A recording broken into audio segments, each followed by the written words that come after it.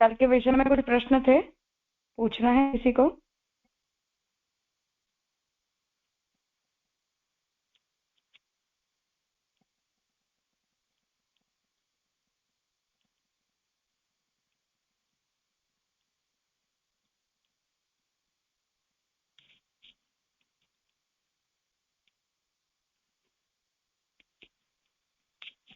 ठीक है, तो शरण समर्पण सेवा संबंधी जो ग्रंथ है उसका अध्ययन हम कल कर रहे थे, जहाँ शरणागति के धर्मों का निरूपण करते हुए श्री हर्राई जी ने कृष्णाश्रय ग्रंथ के संदर्भ में आश्रय और अन्याश्रय के स्वरूप का निरूपण किया।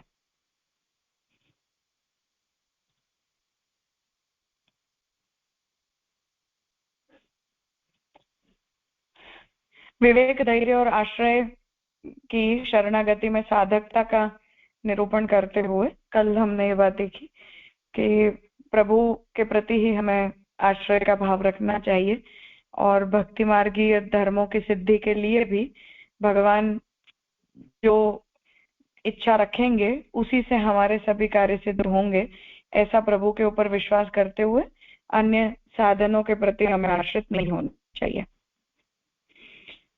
अब आगे अन्याश्रय का जो विवेक धैर्याश्रय में श्री महाप्रभु जी निरूपण करते हैं वो बता रहे हैं, अन्याश्रयो नैव कार्यो नैवान्यत्र स्वतो व्रजेत प्रार्थना नैव कुत्रापि कर्तव्या भगवत्यपि। अपने स्वामी प्रभु के बिना अन्य किसी का आश्रय करना अन्याश्रय है। ऐसा अन्याश्रय कदापि नहीं करना, अर्थात स्वप्रभु के बिना अन्य किसी का आश्रय कदापि न करना। श्री महाप्रभु जी आज्ञा करते हैं कि अन्याश्रय कदापि न करना, क्योंकि यह सर्वथा बाधक है। श्री गोसाई जी भी आज्ञा करते हैं कि अन्य देवों के संबंध की गंध भी गले को बाधा करती है, अर्थात गला कटाती है। तो प्रभु के अतिरिक्त किसी अन्य देवता के प्रति हमारे हृदय में आश्रय का भाव आना दोष रूप बताया जा रहा है। स्वेच्छा से अन्य स्थल में न जाना, जहां स्वस्वामी विराजते न हो वहां न जाना। जैसे स्त्री अपनी इच्छा के मुताबिक स्वच्छंदतया अपने पति का गृह छोड़कर अन्य स्थल में नहीं जाती, वैसे अपने स्वामी के गृह को छोड़कर अन्य स्थल में स्वेच्छा से न जाना तथा अन्य स्थल में जाकर प्रार्थना न करना। कोई भी मुसीबत आ जाए तो उस मुसीबत को दूर करने के लिए अन्य से प्रार्थना न करनी, अधिक तो क्या परंतु प्रभु से भी प्रार्थना न करनी। तो हम प्रभु से प्रार्थना करना अयोग्य है, परंतु जैसा हम विवेक धैर्याश्रय में देखते हैं कि ऐसी कोई परिस्थिति आ जाए कि जहां हमारे मन में जो इच्छा हो रही है उसे बोले बिना हमसे रहा न जाए, तो ऐसी स्थिति में हमें प्रभु से मांग लेना चाहिए, किंतु किसी अन्य के सामने तो अपनी इच्छा को हमें कभी भी प्रकट नहीं करना। और स्वतः गमन जो है वो भी योग्य नहीं है। तो आदर भाव एक बात है और आश्रय भाव दूसरी बात है। प्रभु सर्वव्यापक हैं, अंतर्यामी हैं, तो क्या हमारे मन की बात नहीं जानते? क्या हमारे दुख नहीं समझते? प्रभु सब कुछ जानते हैं, समझते भी हैं, तो हमारे दुख स्वयं ही दूर करेंगे, ऐसा मानकर भी प्रभु से प्रार्थना न करने। तो जो बात श्री महाप्रभु जी से विवेक धैर्याश्रय ग्रंथ में आज्ञा करते हैं कि भगवान जो है वो सर्वज्ञाता है, इसलिए प्रभु से छुपा कुछ भी नहीं होता। तो जब हम प्रभु से प्रार्थना करते हैं तो भगवान के संकल्प के ऊपर हमें अविश्वास है या प्रभु को इस बारे में जानकारी नहीं, उस प्रकार भगवान की सर्वज्ञता के ऊपर प्रश्न उपस्थित होता है। इसलिए प्रार्थना करना जो है वो अविवेक रूप बताया गया है। उपरांत उन करुणानिधि ने हमें उत्तमोत्तम फल देने का संकल्प किया हो तथा दुख देकर वे हमारी परीक्षा भी करते हो, उस समय धैर्य न रखकर जीव बुद्धि से कुछ प्रार्थना कर घर द्रव्य जैसी तुच्छ वस्तु मांग बैठे तो प्रभु तो वह भी देंगे ही, परंतु उससे उत्तमोत्तम फल मिलने का लाभ चला जाएगा और उतने ही फल से वह जीव अपने को कृतार्थ मानता है ऐसा मानकर साधारण फल तुरंत ही प्रभु देंगे और मुख्य वजनानंद का दान नहीं करेंगे, इसलिए प्रभु से प्रार्थना नहीं करनी। तो जो बात कुब्जा के चरित्र में श्री महाप्रभु जी समझाते हैं कि कुब्जा ने यदि प्रभु से नहीं मांगा होता तो प्रभु उससे बढ़कर उत्तम फल, श्रेष्ठ फल प्रदान करते। परंतु क्योंकि उसने भगवान से मांग लिया कि आप मेरे घर पधारो, तो भगवान ने उसे उतना दे दिया। वही बात भक्ति और मुक्ति का जो चरित्र आता है वहां भी आती है कि जहाँ ठाकुर जी के लिए दही लेने के लिए गए और ग्वालिन ने ये कहा कि मुझे मुक्ति दो, तो महाप्रभु जी ने ये कहा कि इतनी सुंदर सामग्री दी तो इसके बदले में तो तुम्हें भक्ति देनी चाहिए। तो उन्होंने ये कहा कि उन्होंने जो मांगा वो मैंने दिया। तो हम जब मांगते हैं तो ऐसा अविवेक होता है, और अविवेक होने पर हमारे मन की जितनी भी लिमिटेड थॉट्स होते हैं वो प्रभु तक प्रकट होते हैं, पर हम ये नहीं जानते कि प्रभु जो है वो भक्त के हित में ही सब कुछ करने वाले होते हैं। तो हमारे लिए जो कुछ भी श्रेष्ठ होगा वही प्रभु हमारे लिए करेंगे। इसलिए प्रार्थना का त्याग करना चाहिए। हमारे स्वामी अंतर्यामी हैं, सब कुछ जानते हैं, इस बात में संदेह हो तभी प्रार्थना हो सके। प्रभु सर्वसमर्थ हैं, यह निश्चित प्रकार से बुद्धि में दृढ़ हो गई हो तो किसी भी दिन प्रार्थना करने की इच्छा ही न होगी। श्री महाप्रभु जी भी यही आज्ञा करते हैं। इसलिए हमें कभी भी प्रार्थना न करके प्रभु की इच्छा और प्रभु के ऊपर हमें भरोसा रखना चाहिए कि हमारे हित में प्रभु सब कुछ श्रेष्ठ ही करेंगे।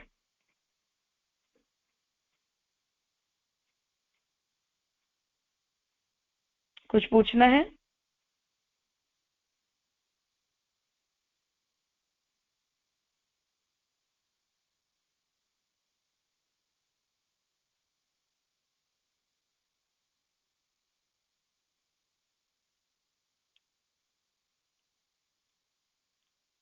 हाँ भार्गव।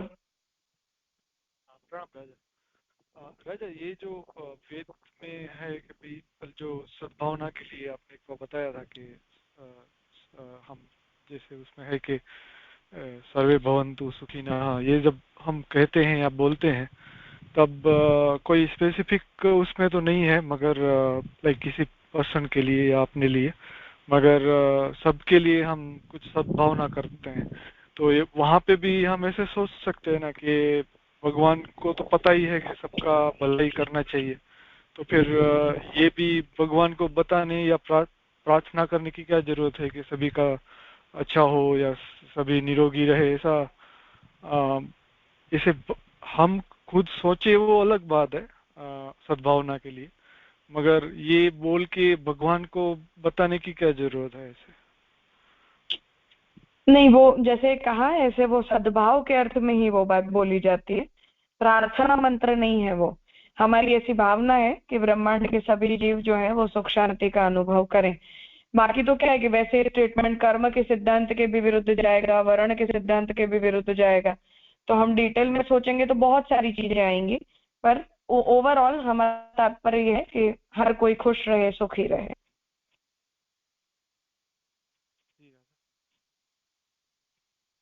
हाँ हाँ, कहिए मास्टर जी। हाँ हाँ जय, मेरा प्रश्न ये था कि कुछ लोग ऐसा कहते हैं कि गिरिराज बाबा से मांग लेना चाहिए, अपने ठाकुर जी से नहीं मांगना चाहिए। तो गिरिराज जी और ठाकुर जी में वो डिफरेंस करके ऐसा कुछ लोग कहते हैं, तमाम वैष्णव लोग कहते हैं। ये मेरी समझ में नहीं आई, मुझे तो लगता है ये सिद्धांत विरुद्ध बात है। नहीं मांगना तो नहीं मांगना, वो तो प्रभु का गिरिराज जी नहीं जानते कि हमारी बात हो। जो ठाकुर जी हमारे घर में विराजे हैं वो जानते हैं, तो क्या गिरिराज बाबा नहीं जानते? क्या वो भी जानते हैं? तो वहां भी नहीं मांगना चाहिए, ऐसा होना चाहिए। और ये कुछ लोग कहते हैं मांग लेना चाहिए, ये क्या है? नहीं, वो बेकार बात है, केवल अपनी सकामता को बाहर निकालने का एक एस्केप मात्र है। हम ठाकुर जी में और गिरिराज जी में वैसे तो कोई भेद नहीं है, पर गिरिराज जी को लेकर हम दोनों ही भावनाएं करते हैं कि ठाकुर जी के सेवक के रूप में गिरिराज जी का स्वरूप सोचा गया है और साक्षात प्रभु के रूप में भी सोचा गया है। तो दोनों ही दृष्टि से भक्ति मार्गीय मर्यादा में प्रार्थना की कोई आवश्यकता होती नहीं है। ये सही बात है, ये हम्म।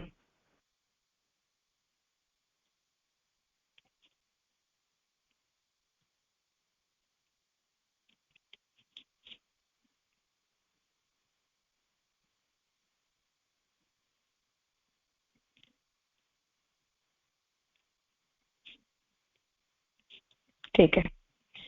अविश्वासो न कर्तव्यो ब्रह्मास्त्रस्य निदर्शनात् लौकिके वैदिके वापि कार्ये संगम विवर्जयेत।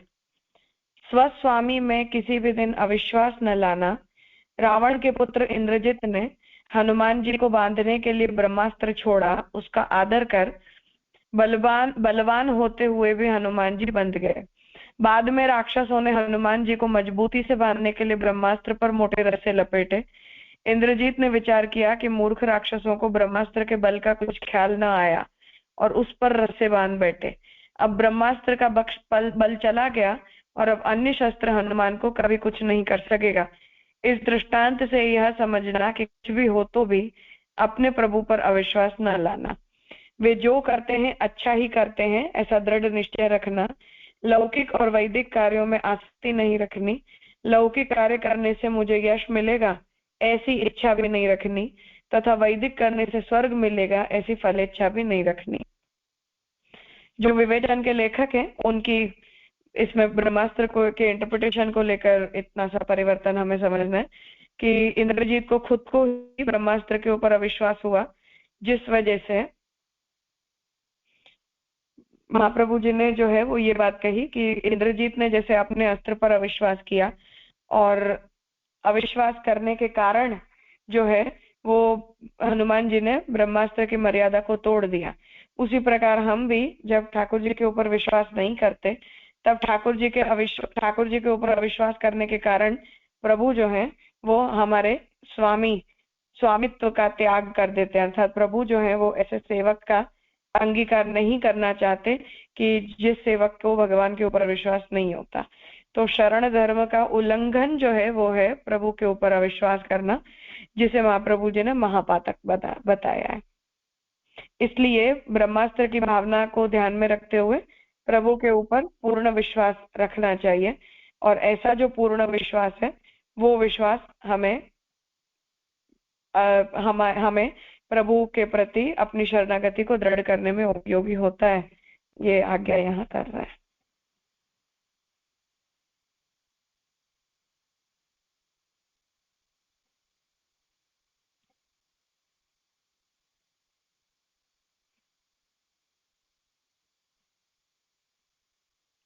कुछ पूछना है?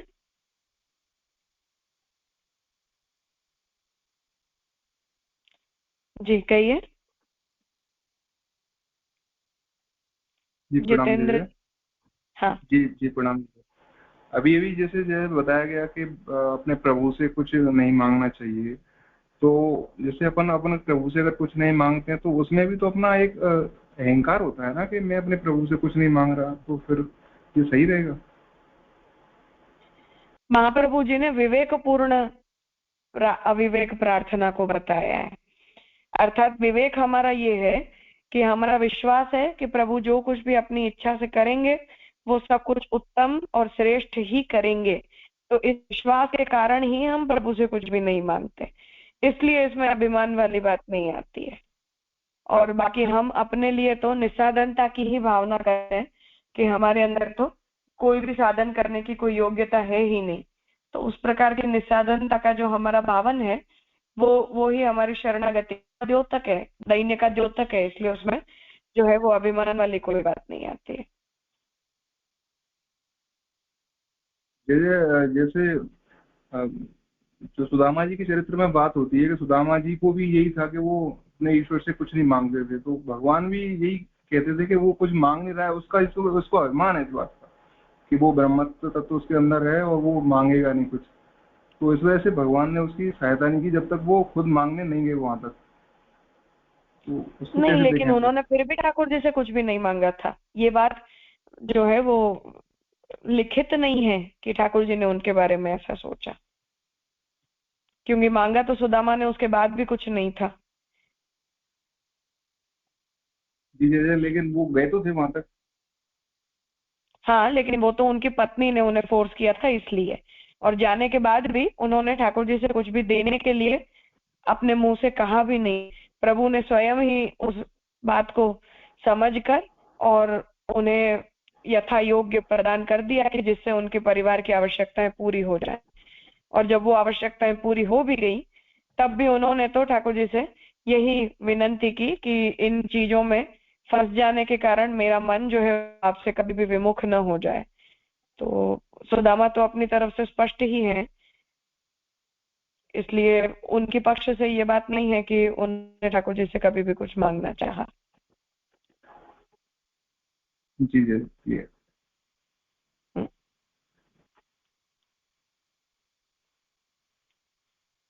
हाँ कहिए। हाँ, दंडवत प्रणाम। हाँ जीव जैसे अपने लिए कुछ नहीं मांगता है, लेकिन प्रभु सुख के विचार के लिए कुछ विनती करता है, तो वो गलत होता है क्या?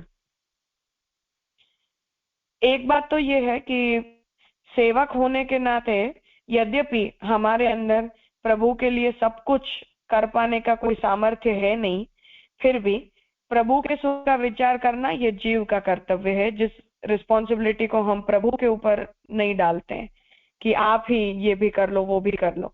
यद्यपि हमारे अंदर निस्साधनता की भावना अवश्य होती है कि हमारे द्वारा किया गया कुछ भी प्रभु के योग्य कभी भी नहीं हो सकता है, परंतु फिर भी उसके लिए पुरुषार्थ करने जीव का कर्तव्य होता है। उस जिम्मेदारी को हम ठाकुर जी के ऊपर नहीं डालते हैं, ये एक बात। और दूसरी बात कि हम भक्ति और शरणागति से मांगते हैं प्रभु से, क्योंकि वो हमारे द्वारा प्राप्त हो सके ऐसी चीज नहीं है। तो जब भगवान हमें प्रदान करते हैं तभी हमारे अंदर भक्ति और शरणागति आ पाती है। तो उस भाव से, जैसे हम कीर्तनों में भी देखते हैं कि हम प्रभु से दैन्य मांगते हैं, प्रभु से हम भक्ति मांगते हैं, तो उस प्रकार की भक्ति मार्गीय इच्छाओं की पूर्ति के विषय में प्रभु के प्रति भावनाओं को रखने में कोई आपत्ति की बात नहीं है।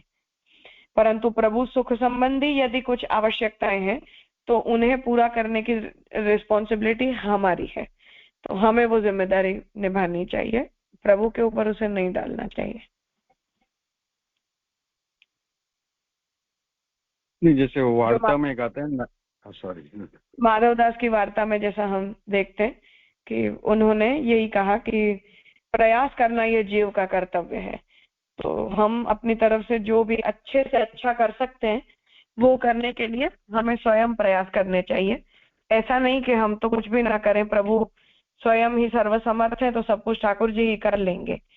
तो यद्यपि भगवान कौस्तुभ मणि को धारण करने वाले हैं, इसलिए हमें जो है वो कौस्तुभ मणि से को धारण करने वाले प्रभु के लिए हम क्या श्रृंगार ला सकते हैं, या जो भगवान उत्तम उत्तम लक्ष्मीपति हैं वो लक्ष्मीपति भगवान के लिए हम क्या ला सकते हैं। तो ये भावनाएं दैन्य भाव को उजागर करने के लिए ठीक है, पर उसका अर्थ ये नहीं है कि हम अपनी तरफ से प्रयास करना छोड़ देंगे। नहीं, मेरा मतलब ये नहीं था, मेरा सेवा संबंधी प्रयास की बात नहीं थी। जैसे नारायण दास की वार्ता में शायद आता है कि प्रभु गुसाई जी के घर ही पधारी और कहीं मत, जैसे हम लोग सोचें कि प्रभु को विनती करें कि हमारे घर में ही विराजिए और कहीं नहीं जाइए, तो ये इस तरह की प्रार्थना करना कुछ गलत? उसमें तो कोई आपत्ति की बात नहीं है। हाँ, बस यही क्लियर। धन्यवाद।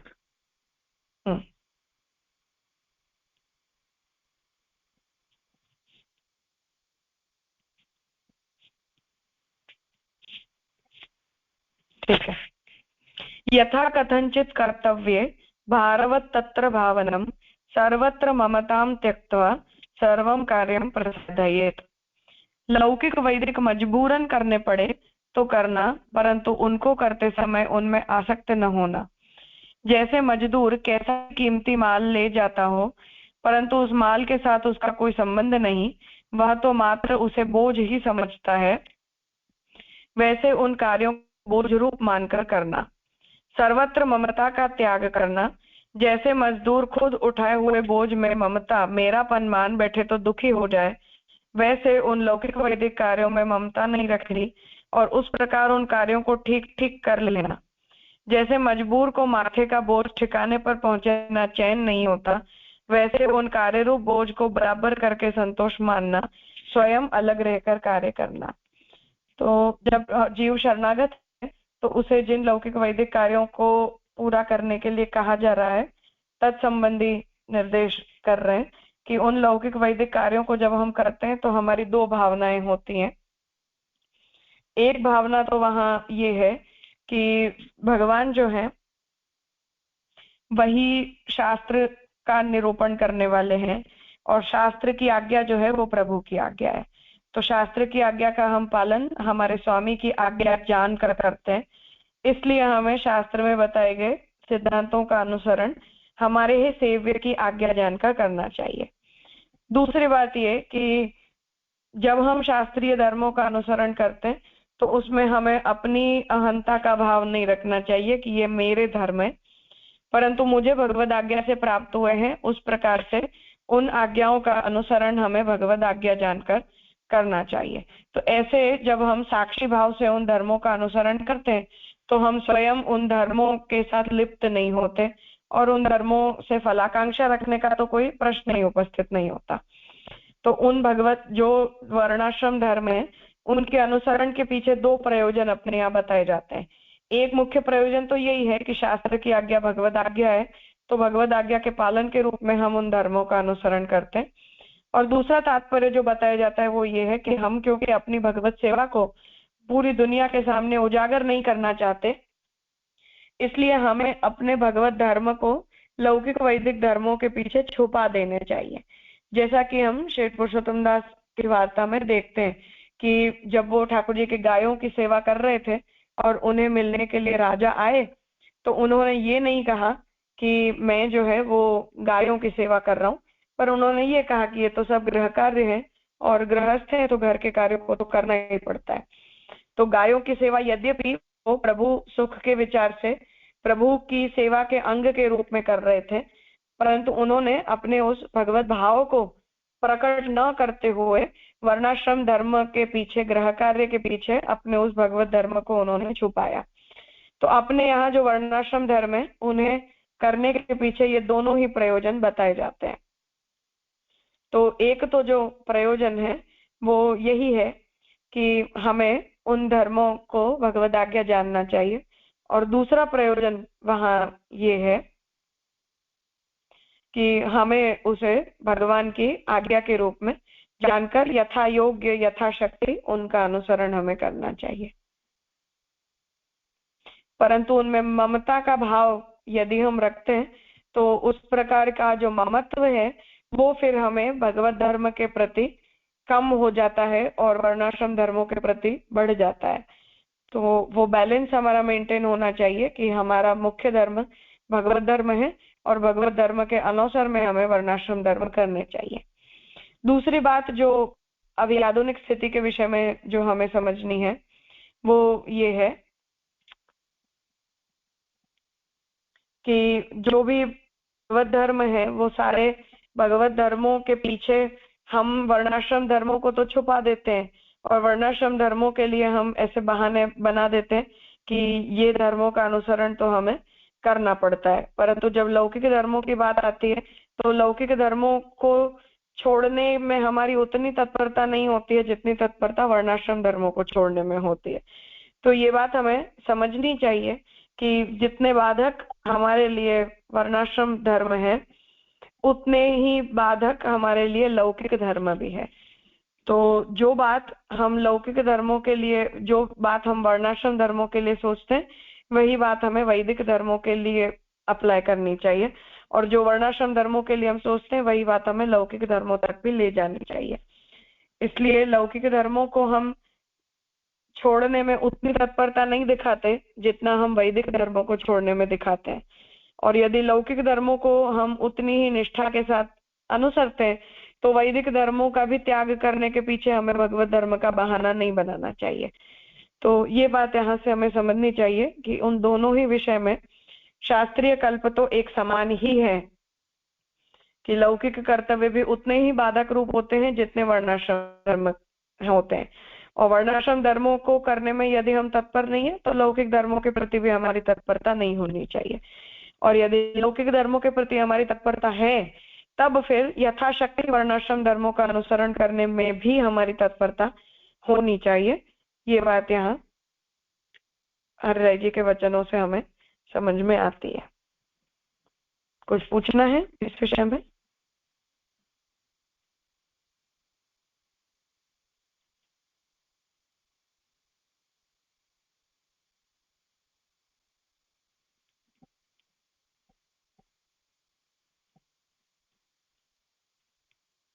ठीक है, तो आज का विषय यहाँ रखते हैं, आगे का विषय कल करेंगे।